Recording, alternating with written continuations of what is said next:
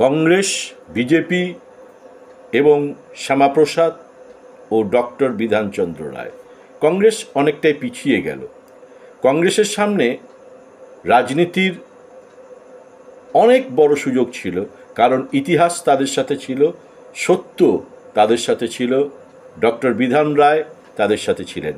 কিন্তু কংগ্রেসের রাজনীতি, কংগ্রেসের রাজনৈতিক নেতারা এবং কংগ্রেসের প্রাদেশিক কমিটি চালিত করতে পারল না পশ্চিম বর্ধমান জেলা কংগ্রেসকে। কিছুদিন আগে পশ্চিম বর্ধমানের আসানসোল এবং দুর্গাপুরে শুভেন্দু অধিকারী এসেছিলেন। উপলক্ষ ছিল পশ্চিমবঙ্গ দিবস, এবং এই পশ্চিমবঙ্গ দিবসে বিজেপি গেরুয়া শিবির গো বলয়ের একটি রাজনৈতিক দল, তারা ব্রিটিশের মোসাহেব বলা যেতে পারে, জেলে যাওয়ার ভয়ে যিনি কখনো কংগ্রেস করেননি, হিন্দু মহাসভা করেছিলেন। সবচেয়ে অবাক করা বিষয়, দেশের জন্যে যিনি সবচেয়ে বেশি লড়াই করেছিলেন, ভারতবর্ষকে পৃথিবীর সামনে, ভারতবর্ষের স্বাধীনতা সংগ্রামকে পৃথিবীর সামনে তুলে ধরার ক্ষমতা যার ছিল, যিনি জীবনটাই দিয়ে দিলেন ভারতবর্ষের স্বাধীনতার জন্যে, সেই সুভাষচন্দ্র বসুকে দেশ বিরোধী এবং হিন্দু বিরোধী বলে আখ্যা দিয়েছিলেন। সেই শ্যামাপ্রসাদকে সামনে রেখে বিজেপি এবং বিজেপির এখন বর্তমানে লম্ফজম্প নেতা শুভেন্দু অধিকারী আসানসোল এবং দুর্গাপুরে এসে শ্যামাপ্রসাদকে তুলে ধরলেন এবং পশ্চিমবঙ্গ দিবস পালন করলেন। বাস্তবে ভারত ভাগে কিন্তু এই শ্যামাপ্রসাদের কোনো ভূমিকা ছিল না। দয়াপরবশ হয়ে জওহরলাল নেহেরু শ্যামাপ্রসাদকে শিল্পমন্ত্রী করে নিয়ে গিয়েছিলেন বলে শ্যামাপ্রসাদ স্বাধীন ভারতের কেন্দ্রীয় মন্ত্রিসভার সদস্য হতে পেরেছিলেন। অবাক লাগে, যে শ্যামাপ্রসাদ ব্রিটিশের ভক্ত ছিলেন, তাকেই ব্যবহার করছে বিজেপি বাংলায় তাদের আইকন হিসেবে। অবাক হওয়ার কিছুই নেই। পশ্চিমবঙ্গে বিজেপির সাংগঠনিক শক্তি অত্যন্ত দুর্বল। বামের ভোট রামে চলে গিয়েছে, ব্যাস এইটুকুই পার্থক্য, আর কিচ্ছু নেই। বাম যদি নিজের বুদ্ধি মস্তিষ্ককে কাজে লাগায়, তবে এই বামে যাওয়া রামে ভোট আবার ফিরে আসবে, এবং তখন সেই 4 থেকে 8% ভোটে দাঁড়িয়ে যাবে বিজেপি। তাহলে শ্যামাপ্রসাদকে আইকন হিসেবে পশ্চিমবাংলায় ব্যবহার করা কেন? কেন বিজেপি এইটাকে ব্যবহার করলো? খুব সহজ এবং সাধারণ কথা। বিজেপির হাতে কোনো ইতিহাস নেই, স্বাধীনতা সংগ্রামের ইতিহাস নেই, ভারত গঠনের ইতিহাস নেই। ভারতবর্ষের সেই মহাক্রান্তিকালের সময় তাদের ভারত গঠনের কোনো ইতিহাস নেই।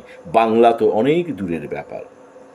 তাই বাংলাকে দখল করতে গেলে বিজেপির একটা বাঙালি মুখ চাই। গোবলয়ের মুখ দিয়ে তো আর বাংলা দখল করা যাবে না। তাই বিজেপির হাতে আছে শ্যামাপ্রসাদ। শ্যামাপ্রসাদ কিন্তু বিজেপি নয়, কারণ বিজেপির জন্ম অনেক অনেক অনেক পরে হয়েছে। তিনি হিন্দু মহাসভার সদস্য ছিলেন। অতএব তাকে বিজেপির আইকন হিসেবে করাটাও একটা হচ্ছে ইতিহাস চুরি। যাই হোক, লক্ষ্য রাখতে হবে, বাংলাকে দখল করার জন্য ব্রিটিশ ভক্ত শ্যামাপ্রসাদ মুখোপাধ্যায়কে ব্যবহার করল বিজেপি, ঠিক 26 বিধানসভা ভোটের আগে, এবং পশ্চিমবঙ্গ দিবস পালন করল। এবার আসা যাক ডক্টর বিধানচন্দ্র রায়, দুর্গাপুরের রূপকার, সত্যি করে বাংলার সেরা মুখ্যমন্ত্রী।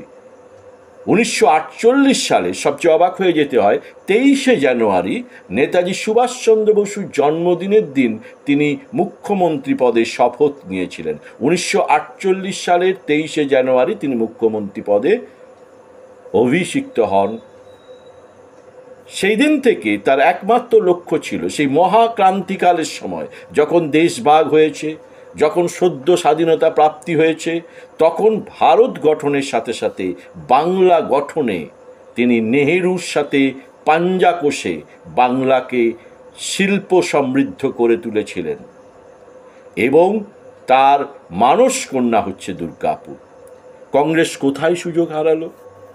আজকে পশ্চিম বর্ধমান জেলায় কংগ্রেস কিন্তু 12 ঘর 13 উঠোনে ভাগ। ঠিক এই জায়গাতেই আমরা অবাক হয়ে যেতে হয়, কংগ্রেস কিন্তু ব্যর্থ হলো। অর্থাৎ কংগ্রেসের হাতে, দুর্গাপুরে যেদিকে তাকান, ডক্টর বিধানচন্দ্র রায়ের হাত আছে সেখানে। ডক্টর বিধানচন্দ্র রায় তার অত্যন্ত দক্ষতার সাথে দুর্গাপুরকে সাজিয়েছিলেন। দুর্গাপুর ইস্পাত কারখানা বলুন, যা কিছু বলুন, একটা প্রত্যন্ত গ্রামের একটা হসপিটালের কথা বলুন, সেটা কিন্তু ডক্টর বিধানচন্দ্র রায়ের হাত দিয়েই তৈরি হয়েছিল। কিন্তু পশ্চিম বর্ধমান জেলা কংগ্রেস আজ মহা সুযোগ হারালো। পশ্চিমবঙ্গ দিবসের পাল্টা হিসেবে কংগ্রেস কিন্তু আজ দুর্গাপুরে পালন করতে পারত দুর্গাপুর দিবস। কারণ দুর্গাপুরকে দুর্গাপুর করেছিলেন ডক্টর বিধানচন্দ্র রায়, বাংলার সেরা মুখ্যমন্ত্রী ডক্টর বিধানচন্দ্র রায়। কিন্তু গোষ্ঠীদ্বন্দ্ব, ভবিষ্যতের লক্ষ্য, নির্বাচনী দক্ষতা এই দলটা এখন ক্রমশ হারিয়ে ফেলেছে। তাই দুর্গাপুর দিবসের মতন একটা সুন্দর প্রস্তাবনা এনে দুর্গাপুর জুড়ে ডক্টর বিধানচন্দ্র রায়ের জন্মদিনকে দুর্গাপুর দিবস হিসেবে ঘোষণা করে পালন করার সুযোগ কংগ্রেস হারালো।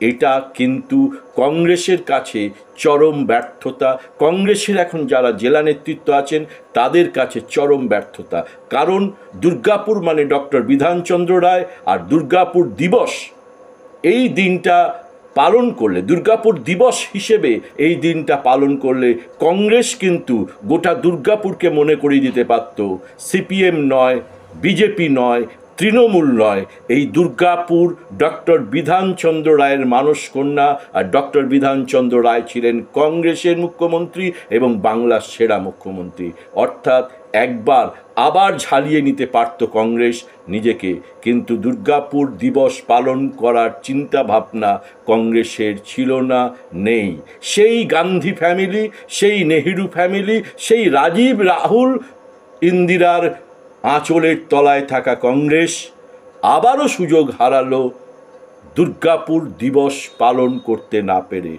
অর্থাৎ কংগ্রেসের রাজনৈতিক চিন্তাভাবনা ক্রমশ দেউলিয়া হয়ে যাচ্ছে। এটা লজ্জার।